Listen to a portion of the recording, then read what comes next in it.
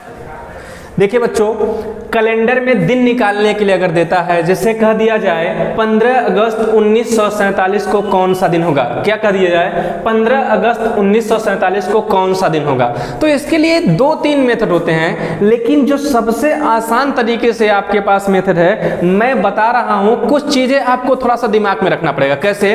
जैसे महीने का कोड, महीने मतलब मंथ का कोड, जो जनवरी फरवरी होता है उसका कोड, दिन का कोड और आपको शताब्दी वर्ष का कोड। अगर यह 3 चीज पता है तो आप तुरंत इस क्वेश्चन को लगाने में 5 सेकंड से 6 सेकंड करेंगे, आपका जोड़ घटाना गुणा भाग मजबूत। जैसे देखो, हम 2 लोग का नंबर बताएंगे, आप नंबर 10 डिजिट का याद करते हो, यह नंबर समझ लो 12 नंबर का है, 12 अंक का है। क्या महीने कोड एक होता है आपका, महीना साधारण होता है, वर्ष कैसा होता है, एक साधारण वर्ष होता है और एक क्या होता है, लीप वर्ष होता है। साधारण वर्ष में 12 महीने होते हैं, लीप वर्ष में भी।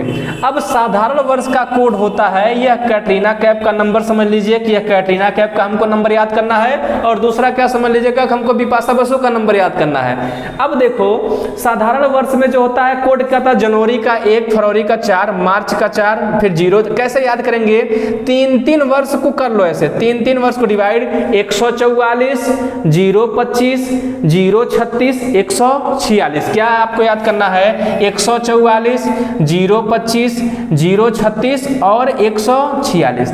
अब लीप वर्ष में चेंजिंग कहां होती है, देखोगे प्यारे बच्चों, जनवरी और फरवरी में। किस में होती है, जनवरी और फरवरी में। जनवरी का 0 हो जाता है और फरवरी का 3। बाकी देखोगे यहां से यहां तक सब सेम है, जो आपका साधारण वर्ष में है वही आपका किस में है, लीप वर्ष में। जैसे लीप वर्ष का देखो, 034, 034, 025, 036, 146। यह आपका हो गया महीने का कोड।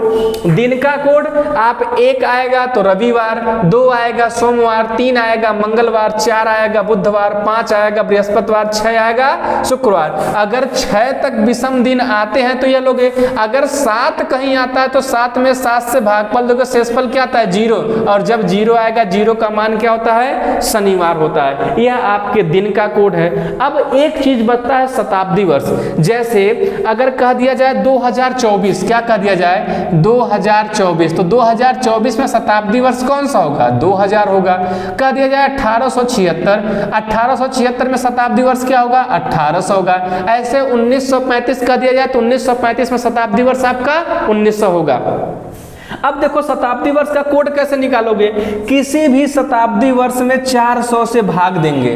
किसी भी शताब्दी वर्ष जो आपके क्वेश्चन में दिया रहेगा उसमें किससे भाग देना है, 400 से। और क्या निकालना है, शेषफल।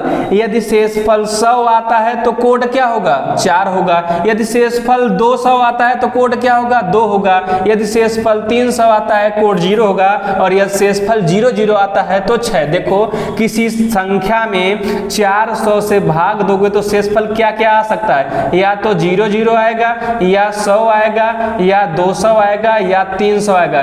कभी शेषफल इस संख्या से बड़ा नहीं हो सकता, 400 से बड़ा नहीं। अब देखो, आ जाओ आपके क्वेश्चन पे। जैसे हाँ देखिए, जैसे 15 अगस्त 1947 का आपका पूछा, क्या 15 अगस्त 1947 को कौन सा दिन होगा। तो अब देखिए, जब हमको यह पता रहेगा कोड, दिन का कोड, तो तुरंत कैसे चुटकी बताएगा।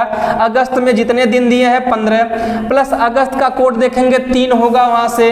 अब 1947 में शताब्दी वर्ष 1900 है, 1900 में 400 से भाग देंगे, 300 शेषफल आएगा। जब शेषफल 300 आता है तो कोड क्या लेना है, 0 लेना है। उसके बाद इस वर्ष का अंतिम 2 अंक लेना है, अंतिम 2 अंक 47। और 47 में कितने लीप वर्ष बनेंगे, तो लीप वर्ष कैसे निकालते हैं, 4 से भाग देके, क्योंकि हर 4 साल बाद क्या आता है, लीप वर्ष आता है। 4 से भाग देके हमको क्या पता करना था, भागफल। भागफल मतलब कितनी बेर भाग जाएगी।